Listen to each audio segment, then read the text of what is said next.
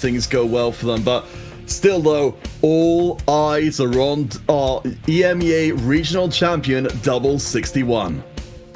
Yes, all eyes are on Double 61, but at the same time, they're in the lead with 30 points, right? Which means if they come first place, then they just outright win. But if they don't, and if Guillosko or Skipaeus come first place, then everything kind of gets thrown up into the air. So we'll have to keep an eye on those top 3 players, especially at the same time. Say those 3 players go, 8th, 7th, and 6th or something. There's still a chance for Coco to do well. Travis, Pasdebol as well. Like, there's multiple players that can do well, and we have them in our lobby, right? We got KC, Guillosko, Skipaeus, Coco, Pasdebol, all worth watching. Travis as well. So, I don't know. I mean, I'm trying to look at the points. I'm trying to think. I mean, technically, Vice and Tiaan as well can still win this thing. Everyone in this lobby is in a point of contention to win here. So very, very exciting to see how this one's going to play out. I mean, as Omni, our head admin, is saying, this is too close to call this point. There's too many different ways this could go. So we will be updating you as soon as we have any concrete information. Of course, because we are in Lobby 1 with our top scoring players, we will have a decent idea of what's happening. But with all the tiebreakers and things going through, as you said, there's still a possibility for it to end up being a non-definitive end at the end of the actual game itself. Yeah, it's going to be one of those where the game might end, and then we just have to sit back and be like, all right, did they actually win the day? Did they get, or did they greed? The Mirage here is going to be Pirates greed, as I'm mentioning here. So not one counterfeit that I guess is favored. I personally like it if you can go 8 and you get a nice little item or 12 gold every time. It's kind of fun. Oh, for sure. I mean, in terms of the early game, absolutely. I mean, Travis has even got themselves a Nunu straight away. In the early game, it's amazing. You're getting 2 gold every round, irrespective of what happens. You can't really ask for too much more than that. I mean, a lot of the time people will end up dropping it because it's, as you said, there's a kind of a bit of a drop-off between the Mirage 2 and then everything else. If you can hit Mirage 8, you're in the money. You're getting items dropped, components dropped, items dropped, everything. But if you can't get up to there, then you're probably going to end up throwing it away and not taking it into the mid-game. Yeah, and we're going to take a quick break here to look at these augments, see what we're getting. Tempest Crest, sorry, Makes, we're not getting 8 Tempest. I'm sorry. Cybernetic Implants, definitely one that's been a feature of this weekend, and we're seeing it picked here now by Travis. And yeah, I would agree, kind of fit. Maybe it's not, the Mirage, Pirates Greed, maybe it's not best late stage, but to get it in early if you can, get that gold ramping, get that econ lead, try and do something with it, depending on what your comp is going to be, whether you're going to be going, or maybe we'll see a Varus reroll, who knows. But taking a look as well at some of the other augments. I hope you memorized them all, chat. You had 2 seconds to see them. I hope you got them all locked in your head, because we're not going to show them again for the rest of the game. So we do have one thing which we can know for sure at this point. Tiaan and Vicer both can't win the competition. So all they can do is try and better their position. Again, it does matter if you can't win with the Golden Spatula points, because we've actually seen some people who've done well enough in one of the Golden Spatula Cups to be able to not have to do any more than that to get into the regional finals. But we'll see. It depends on how many other people are repeat returners to the Golden Spatula Cups. As we have ourselves a little pause, so we'll be back in with things in just a second. Yeah, that's what happens, Counterfeit, when you try and put the big boy himself, Double 61, on the main stage. You try and put him on the main screen.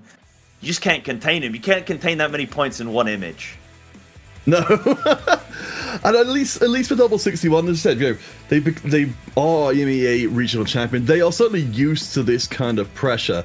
But it's always an interesting thing to be at this point of the competition and to have everything be so close, because there's a massive target on the back, as we were discussing before. For everybody else in the lobby, Double 61 has to lose, or at least has to finish low. So, you've got, as much as it's tough as an individual player to affect another individual player. We talked about this a little bit before, when we were doing the EMEA regional qualifier. It's like, if you could take away a unit that might be useful for Double 61, then I wouldn't blame you for doing so. Yeah, this is the thing, though. You know, as we like to talk about the countries of origin of the players, there are 3 French players in the lobby. Now, of course, collusion is obviously not allowed in our tournament, but, you know, they're going to be sitting there and they're going to be on Discord later like, bro, I cannot believe you held my sets, man. I cannot believe you held my Aatroxes on your bench like that. Do you think there's going to be some mind games going on with any of the players in the lobby? Oh, for sure. I mean, that's the thing. You know, especially across the players who are from the same nationality. You know, we mentioned, of course, Spain already, you know, is starting to try and match France, and Poland and Turkey as well. You know, we're seeing all of these coming together, and you know, we're getting gaming houses coming together. We're seeing practice booths we put together, which means that, you know, as much as these players, you know, are good now, I think as was said in the interview before, with all of this kind of structure around them, they're going to become so much better. They, you know, months, years from now, they're going to be unrecognizably good. Yeah, for sure. I mean, TFT, it's a new game. It's still in the early stages. It's only, what, 3?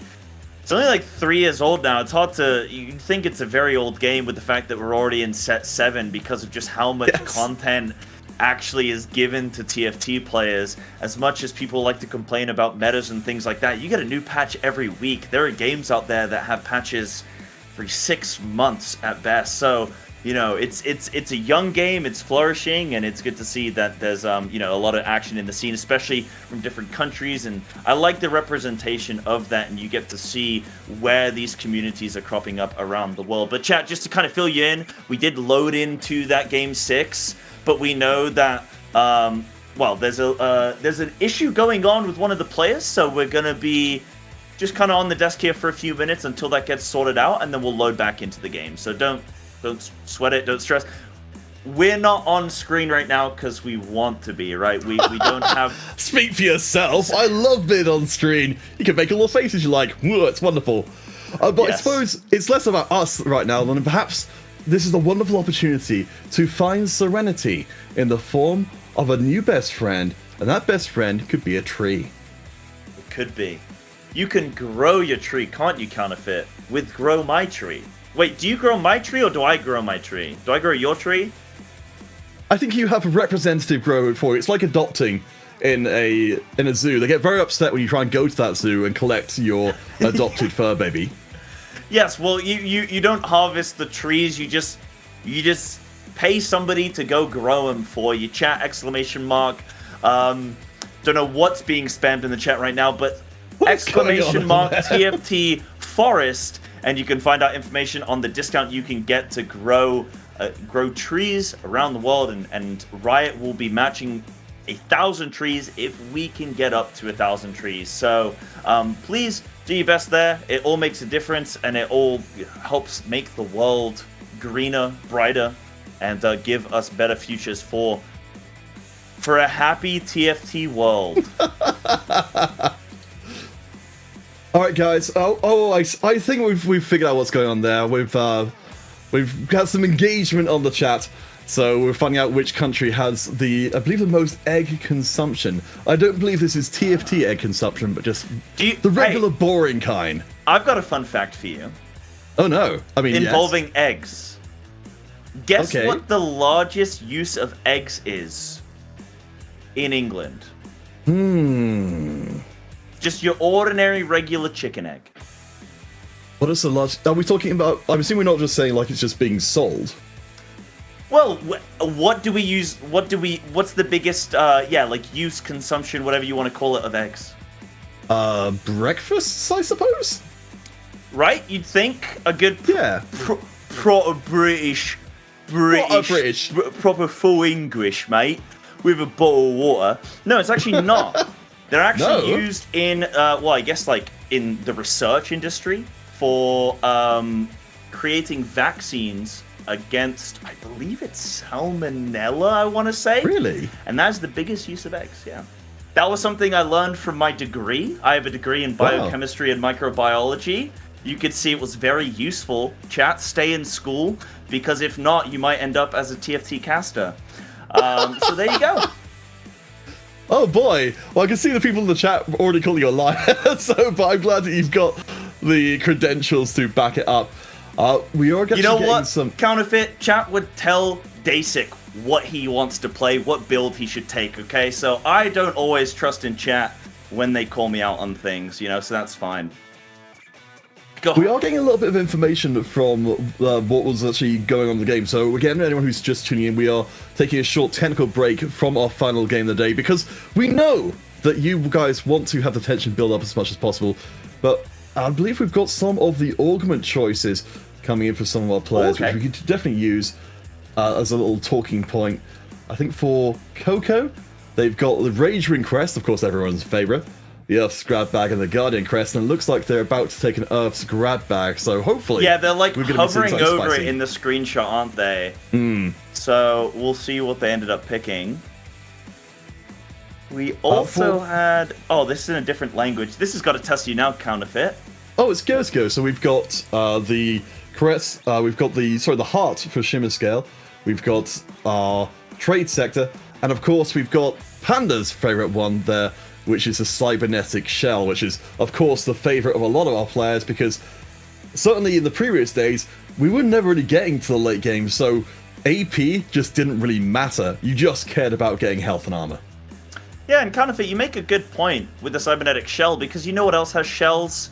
Trees. Trees have bark-type shells around their bodies to protect them. You can protect the planet and grow more trees with !TFT Forest. Get beta chat. You thought I was going to say eggs. I did. That would have made more sense. Counterfeit, give us the next set of augments. Oh, God. All right. Skipaeus, save us. Skipaeus has got some interesting augment choices here. Combat Training, Beast Den, and Earth's Grab Bag. Now, we haven't actually seen much combat training or Beast Den being taken. Earth's Grab Bag, of course, we've seen tons of it. Alright. Counterfeit, we have seen quite a bit of that, actually, but we're going to see a bit of gameplay now. We're going to be jumping in, so the game has been continued. So we're back in the action. We don't have to fill any more chat. Luckily, the jokes and the nonsense will be subdued for the time. We got to see the finishing off of that double 61 at Coco duel there. Coco comes off far worse for it. Did end up making the death cap as well, by the way, actually. So it looks like Coco wants definitely an AP angle. Could they go mages? Are they going to go Jade? Shaping up for a Jade game so far, right? Well, yeah, I mean, we've got the options there in terms of the AP trees you can go down. But, I think one of the things which was talked about before is, small note, is Skipaeus did actually go for the combat training, spicily enough. There you go. What we've got here, Tiaan. So it's worth noting, kind of again, where our players are in terms of points coming to this one. Of course, we mentioned double 61 is on top with 30, Guillosko behind with 29, tied with Skipaeus. Everybody else is much further down the table. So for the vast majority of our lobby, the only real chance they've got here is to finish in first. Yeah, for sure, but Counterfeit as well. There's like overall points, right, for your Golden Spatula Cup points, correct? So it's still worth trying to get the best possible place that you can get in order to just secure, points in general from tournaments. It all adds up, correct? Oh, for sure. I mean, for double, though, you can tell they have the heart of a champion, Sai. And they're going to show that heart by immediately going for the most aggressive augment option they can have and slamming all their items in, because they know they're on top of the heap right now. All they need to do is not have a terrible early game, fall over and die. Yeah, there's a couple players in this lobby that are absolutely going to be playing specifically for first, right? Some players in the lobby might just be like, right, let me just try and get top 4. Let me just try and bulk up my points in general. But double 61 is absolutely going to be doing anything that they can to play for first. Do you think that they're going to be riskier in their play? Is it like not necessarily a first or 8th situation, but is it going to be something where maybe they greed a little bit in any way? I don't know them as much as a player in terms of their play style.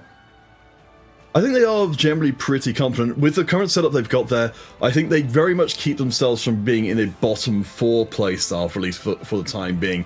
Because again, they only need to stay up here. They will, they'll be keeping a close eye on Guillosko and on Skipaeus to see how they are doing.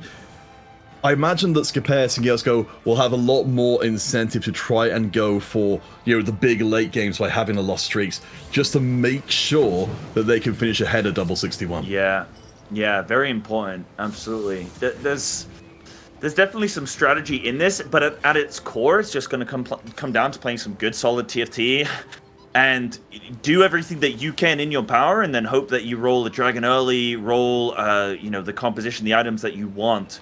Of course, right? I mean, it sounds silly to say it, but that's what you just got to be hoping for, and for the point that you're actually in control, that you're in control of your own destiny, that you actually then have the speed, the power, the mental to, you know, roll down, do whatever you got to do. Well, Tiaan is certainly not going to hold back anything. They've got Trainer 3 in already, and a superb-looking front line. I would fully expect to see Tiaan go all the way through Stage 2 with that win streak fully intact. Yeah, Tiaan doing well here. 4 win streak at the moment. Their econ, yeah, you know, a little bit down. They're at 10 gold right now, but so's a lot of the rest of the lobby, so it's not like they're falling behind from an econ standpoint. And double 61. So they are going to be losing some health there. Tiaan's the only one still sitting at 100 HP and win streaking hard. Yeah, I mean, this is going to make all the sense in the world, and of course the big question for them here is, you know, what they do to proceed. They've got a lot at stake in this round, you know, we'll say it before because it will always be relevant. They have got the choice if they want to level up here, if they think that anybody, well, say from Guillosko, double 61, or Skipaeus can potentially take away the streak, and they will make sure they stay on top of the heap. Yeah, and Tiaan, I believe, just chose to level there so he can try and continue this win streak. Wants to just secure himself the best possible position from this lobby, going up against double 61, who we did just see lose the last round. I think this is a good call, though. Doubles board, even if after a loss, it's still very strong indeed. And for Tiaan, you know, they're effectively getting a ton of gold by just keeping this streak intact. You know, they get the gold from this round, they get the gold from Krugs as well. Eventually, this will have to, you know, the players will catch up. But in that time, Tiaan, who is one of our lower, in fact, no, I think is the lowest points player in the lobby right now from South Africa, you know, in the time where they are winning, they are pushing everybody else further down and making it much more likely they at least finish in top 4. Yeah, it definitely creates an upset of the lobby, right? When the final points comes down to maybe even just a 1-point difference between first and second. What Tiaan is able to do to the lobby, Guillosko here, what they're able to do to the lobby has consequences. But you see it on top 2, Guillosko double 61 right now. They've got their sights on coming first this weekend, absolutely. But I want to set my sights counterfeit on Pasdebol here as well at 66 HP. And thank you, Daniel, the observing here, actually jumps to him perfectly here. Before I even get to say it, can read my mind. So let's check in with their composition. They've got 3 Jade at the moment. Well, they're running the Mirage. I imagine that they're just doing that for the Pirates' greed gold. Get that extra couple gold every round, as we were alluding to before that brief intermission. So they've got a good econ. They're still level 5, though. They haven't chosen to go up to level 6 or anything yet, which would make sense because they want to keep that loss streak. I mean, we see the amount of money, though, that Pasdebol has gotten here. I mean, we haven't had a chance to check out all the boards as of yet, but it's so easy to fit Mirage into your composition as a 2 of, and still end up, in this case here, you know, with a decent tank in Leona and a good item holder in Yone. So you're really giving up nothing in exchange for having this extra gold flowing in, which will, of course, will propel you forward in the game. And we love talking about the tempo of the lobby. Once they do start hitting the higher levels with just more gold in this economy, then, you know, the whole game speeds up. In this economy? Yeah, absolutely. We got to watch that tempo of the game for sure. It's worth noting as well, Pasdebol, they're not only getting the Mirage gold coming in, but their loss streak is extremely impressive as well. As, oh boy, we want them to take the Mirage heart, but I don't think this is the game for it. Not in this economy, that's for sure. Counterfeit. I don't think so, with it being Pirate's Greed, right? You're not really getting aptly rewarded for the 8 Mirage. I'd love to see it. I would love to see it, but I don't think it's the best decision, unfortunately. Not when you've already got the Jade set up, sadly. Yeah. But one day, I mean, to be fair, I don't know if you've done it yourself, but I absolutely have, and it was amazing to have that much golden items flowing in. It's an incredibly high risk setup, which gives you no immediate power. As we check in on our augments across the board, we can see that we've got ourselves gold and silver but our players look like they're going mostly for some combat augments over anything more spicy. Yeah, and Double 61, I want to note there, got the Gadget Expert, also best friends as well. And correct me if I'm wrong, Counterfeit, didn't they win the lobby with best friends in lobby 4? I could certainly believe it's the case. It's gonna help them a lot with what they've got right now. I mean, we talked about in some of the previous games about finding synergistic augments, which aren't necessarily, directly this makes this augment better. But when you've got a static shift and you want to get the most use out of it possible, extra attack speed is always welcome. But for Tiaan, they're on a 7-round win streak with no signs of stopping. Yeah, 7 wins right now, top of the lobby, looking so strong. Let's see what they can do to maintain the win streak. Obviously, it's going to come down to when they decide to level, when they decide to roll, how they want to build their comp from there. They've taken the makeshift as well, so they do have, like, a combat augment, but I think it's more so the Portable Forge that's going to be doing the heavy lifting here with this one, with that Eternal Winter. Let's keep on looking around and see, because we've got a lot of board to cover before we get into the deep weeds here. So we've got Skipaeus with a very early Idis, the determined investor, to get stacked up. We'll see how many stacks it's got on it right now, which is only just the one. So I think Skipaeus is going to be missing out on that power for a little bit, but their board is still pretty strong.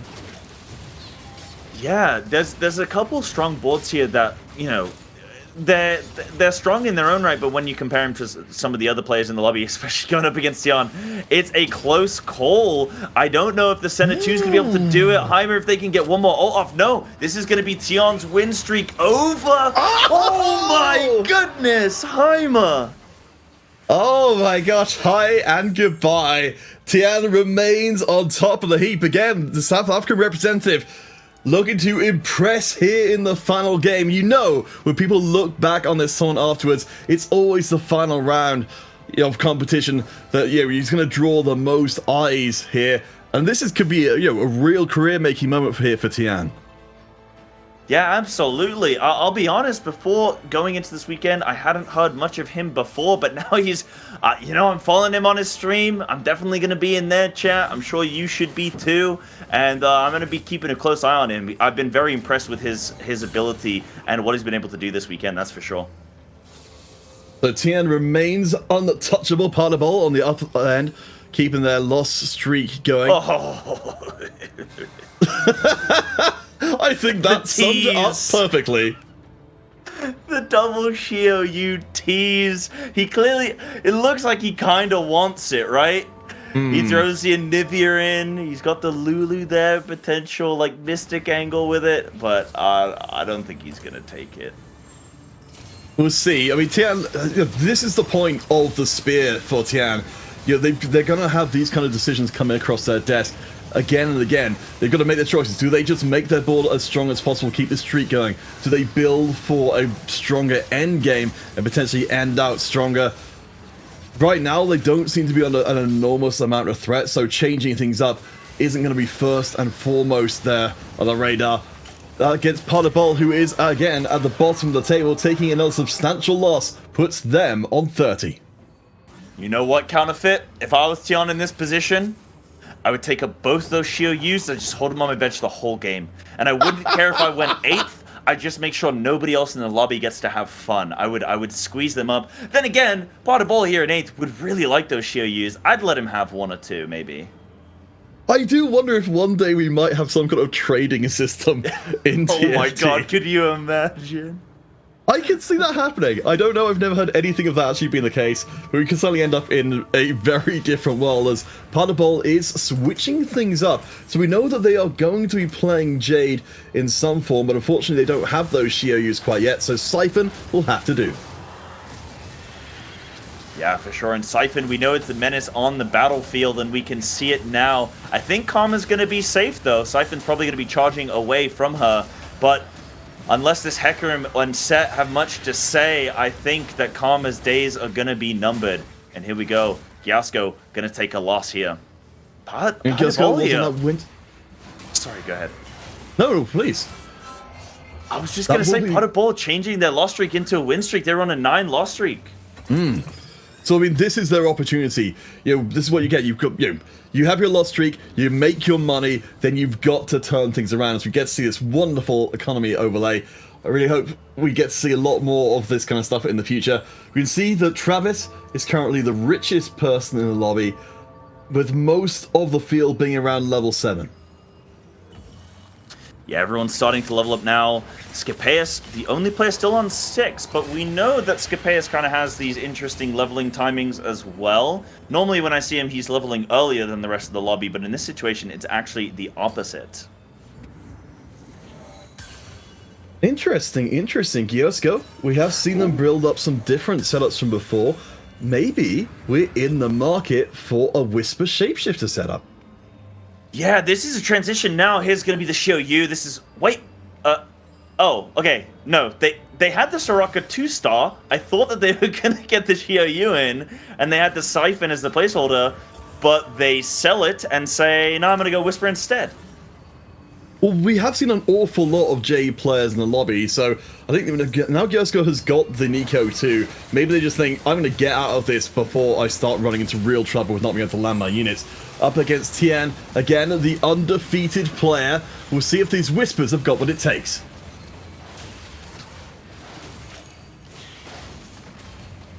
There's Elise, popping off. Always a good friend to have at the end of the round, just nom-nom-nomming away.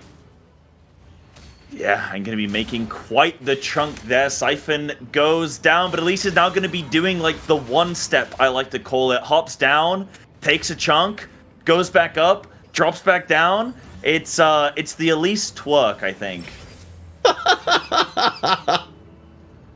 Oh my gosh, I really hope that doesn't become a thing. Uh-oh, hold the phone though, Sai. We have got ourselves a very special augment indeed. Certainly one of our favorites coming out of the first 2 days of competition. The Dragon Alliance would allow for Guillosko to go for a pretty abrupt change of direction. Yeah, thinking carefully about it. Also has the reroll, so maybe, if they're not happy with any of these, they can reconsider it, but gonna play it safe, takes the Sunfire board. So 3 combat augments, gonna be good in that sense. Gonna, shore them up for the later stages of this game. 6 Whisper as well. The Elise is looking strong. Siphon's looking decent. It's a pretty good board right now. I think this win streak could be continued depending on who Guillosko's going to go up against. And Coco there on Corky too, also just in the nick of time. Skipaeus, we haven't seen a ton of them for a little while. We can see they've got a well-loaded Cannoneer backline, which has got themselves some decent amount of shielding as well. I think this is going to be quite tough for the Whispers to get through. The Siphon is close to dropping, and once Elise is by herself, she's doing nothing.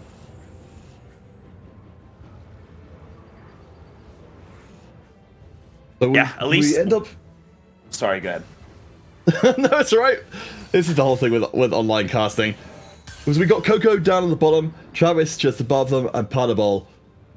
Please, Sai, continue.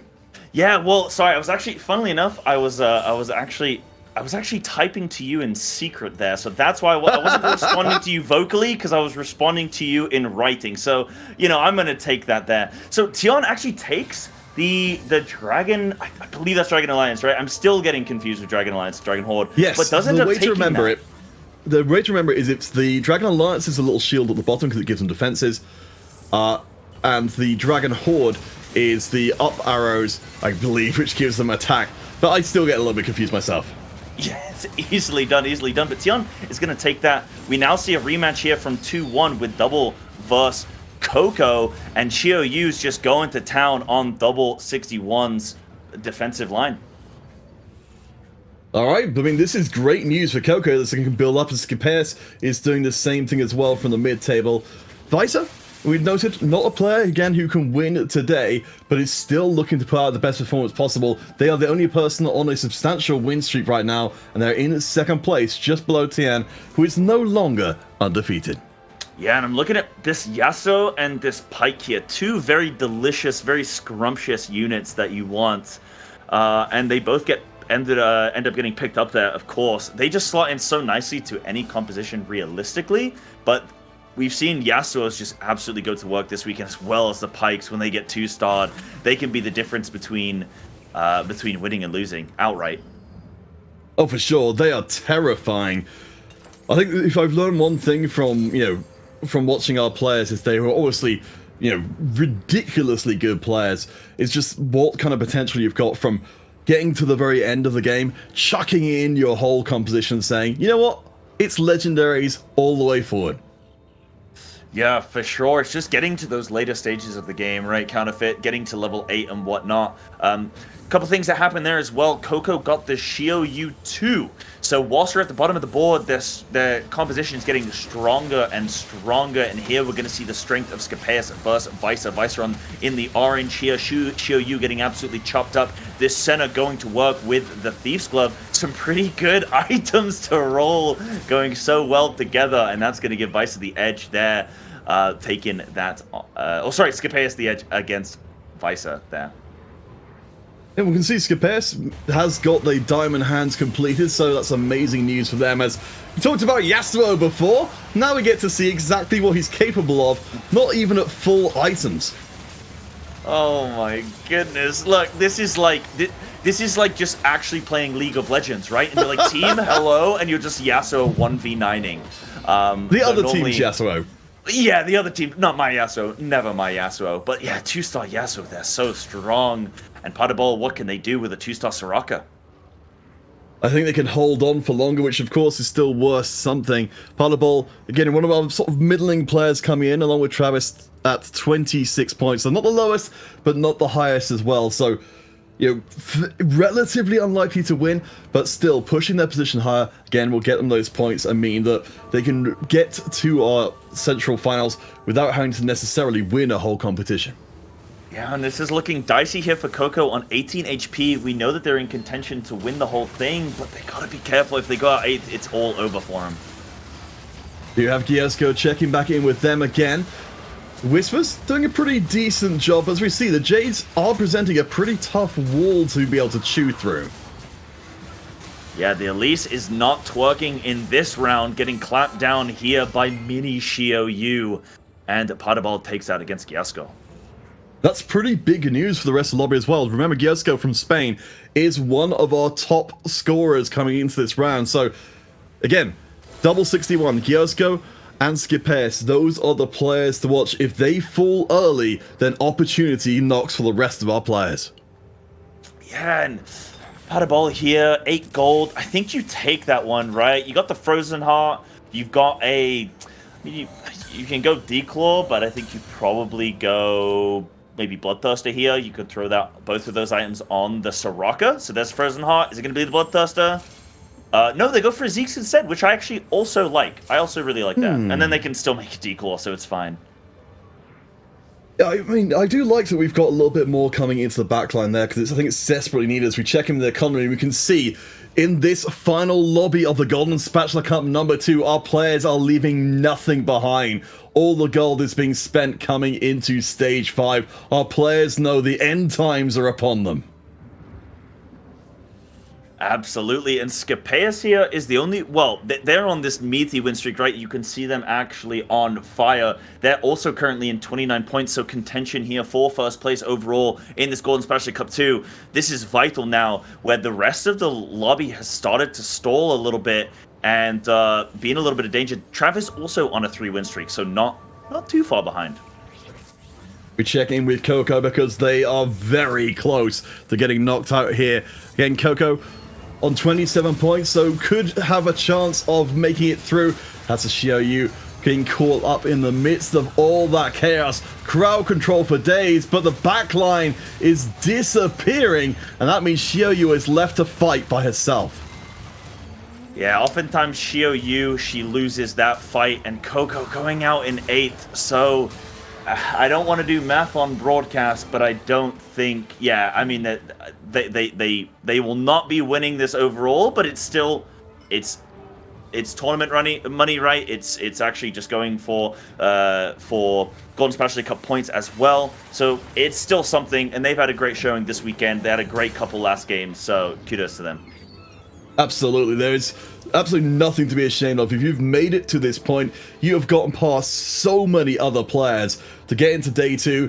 you are better than half the field. To get into day 3 we are right now, you are on an elite tier to be playing in this game here at Table 1.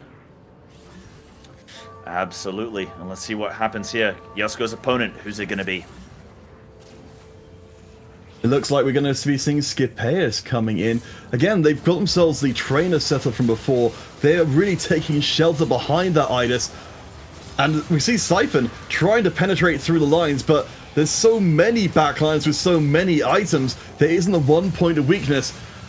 I think it's going to be pretty tight, but the Siphon just about gets it. I don't know, that Diamond Hand Sona, she's ready for a fight, Counterfeit. Yeah, didn't quite have enough in the tank on that one. Guillosko here still going strong. And just looking at the right side tab as well, seeing all these upgrades. Double 61 gets the Corki 2, so that's going to be good for them. We'll have to see what composition they're still running as well, whether they've made any changes. But Coco and Double 61, I believe, are playing very similar compositions across the whole of today in general. Not as each other, but just consistently within themselves. So, yeah, we'll see what happens here in this fight. So we've got our good friends, the Mirage, coming in. We mentioned, of course, that we are not necessarily in a Mirage favored lobby, but apparently the memo wasn't quite gotten here.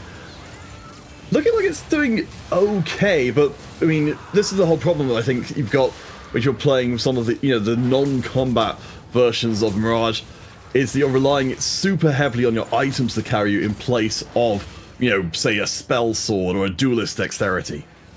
Yeah, and got the Dragon Horde, but only running the one Dragon, I think, currently. Had the Siphon on the bench, so there will be changes there. Eventually, Tiaan there, Deja not able to...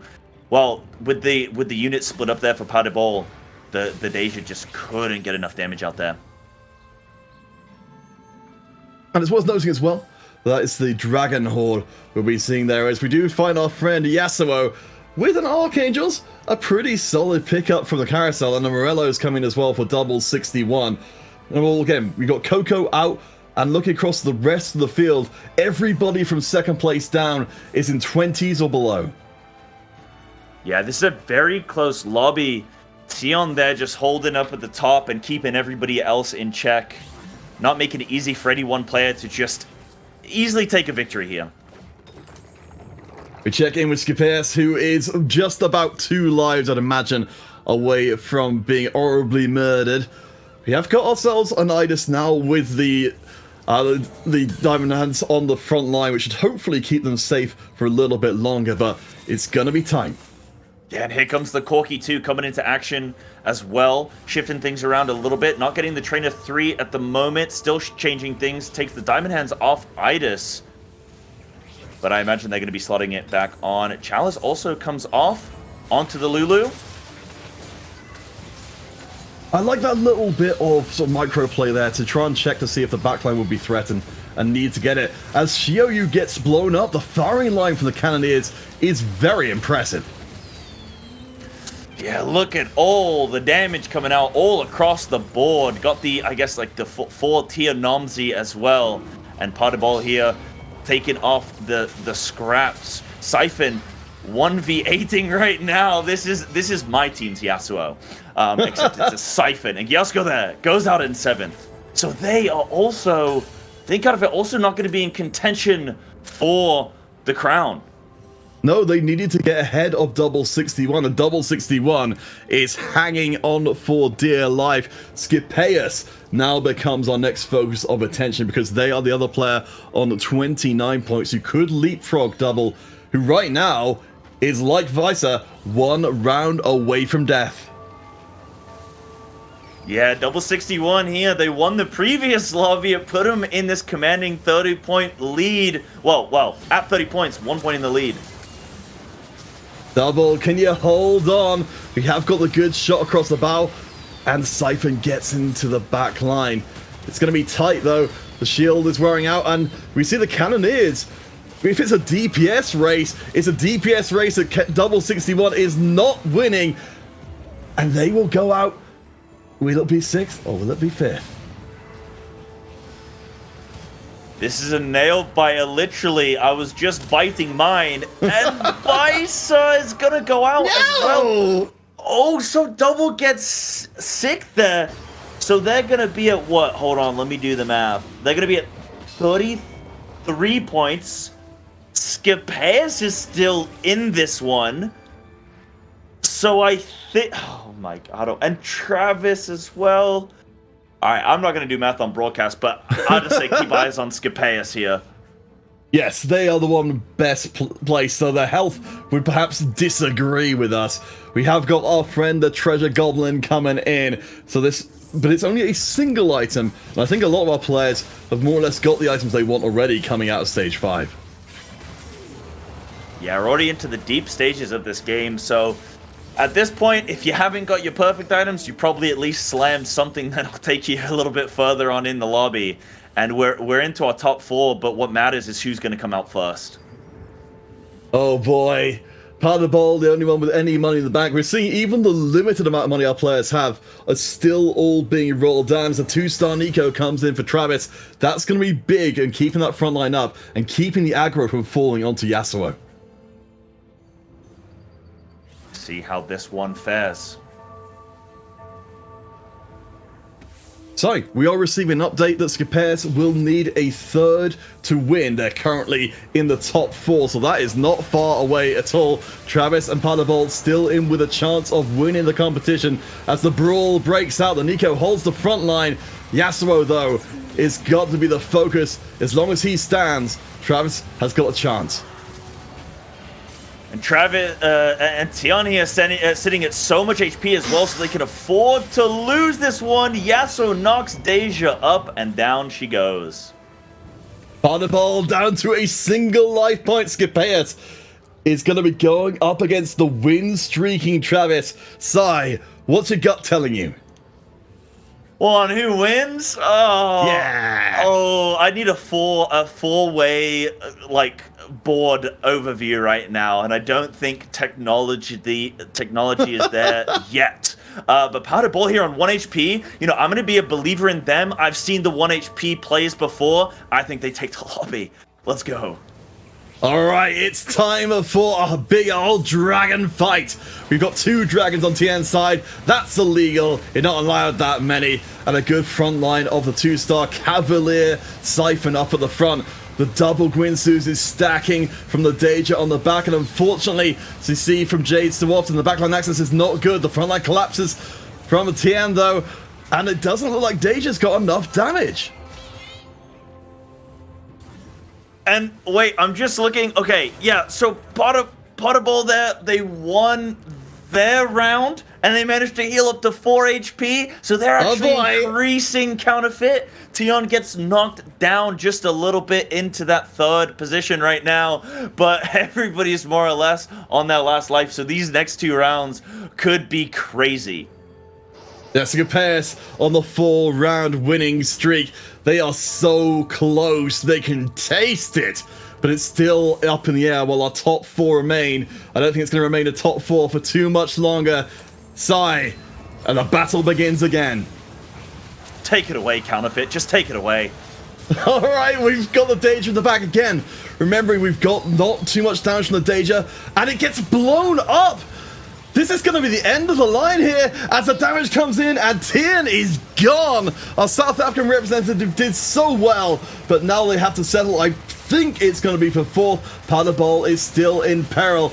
The Yasuo dipping, ducking, and diving all over the place is so hard to put down. We come to the end of things, and Pasdebol will take the L as well, but not as big of an L as Tiaan did, which means we have our final 2. Right, okay. I think if production is correct, I think Skipaeus being top 3 means they outright win the cup. But I don't want to confirm that. It's just that's what production's told me. So I'm going to believe in production, but still, let's assume that that might not be the case and Travis still has a chance here. This has to be our final round here, counterfeit. And it's going to be Jade versus... It's going to be Jade, Yasuo 2 versus Corki, Idis. Who's your money on? I have to think it's got to be on Skipaeus here. Their board is so good. They've got a level 9 advantage as well. I mean, it is a DPS race, absolutely, but you've got the diamond hands on the front line. We shall see, though. This, as you're right, this should be the end of the Golden Spatula Cup number 2. Skipaeus will be unleashing unholy hot firepower onto Travis's front line. Keep your eyes on that Yasuo as they get into the back, and they're now tearing through the Cannoneers. I don't think there's anything that can put them down. They've still got the shield. The knockup happens again, and there goes the board. Skipaeus, oh my gosh, what a fight. And Travis will win out the lobby, but I think you're right, Skipaeus will walk away with the crown. What a way to end Counterfeit. I mean, Travis, they get the glory of the final game.